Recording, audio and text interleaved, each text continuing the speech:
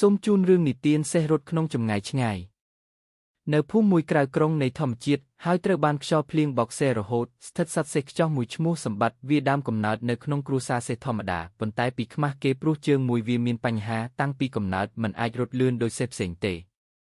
នៅពេលសេះផ្សេងត្រូវបានជ្រើសរើសឲ្យចូលរួមក្នុងការប្រណាំងឬបើកទិសជាមួយម្ចាស់វាត្រូវនៅស្ងៀមម្នាក់ឯងក្រោយរបងដោយអស់សង្ឃឹមទោះជាយ៉ាងណាសម្បត្តិមិនដែលបោះបង់រៀងរាល់ព្រឹកវានិយមហាត់ដើរប្រញាប់ផ្ទាល់ខ្លួនដោយមិនគិតថាតើអ្នកណាឃើញ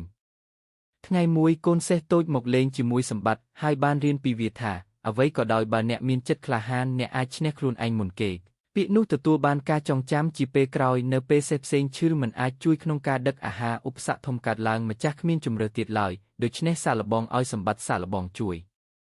មិនគួរឲ្យជឿសេះសម្បត្តិអាចទ្រាំបាននិងដឹកដំណើរបានសម្រេចមនុស្សគ្រប់គ្នាឈប់ស្ងៀមហើយចាប់ផ្ដើមសរសើរតម្លៃនៃភាពព្យាយាមទោះជាមិនរត់លឿនបំផុតវាបានក្លាយជាសេះដែលមានការគោរពជាងគេសារៈសំខាន់ភាពខ្វះកម្លាំងមួយមិនមែនជាឧបសគ្គអស់បំណងនោះទេបើសិនអ្នកមានចិត្តមិនបោះបង់សេះសម្បត្តិបង្ហាញថាការឈ្នះមិនមែនតែងតែចាំបាច់ត្រូវជាមកពីល្បឿនឬកម្លាំងប៉ុន្តែជាចិត្តនិងការតស៊ូ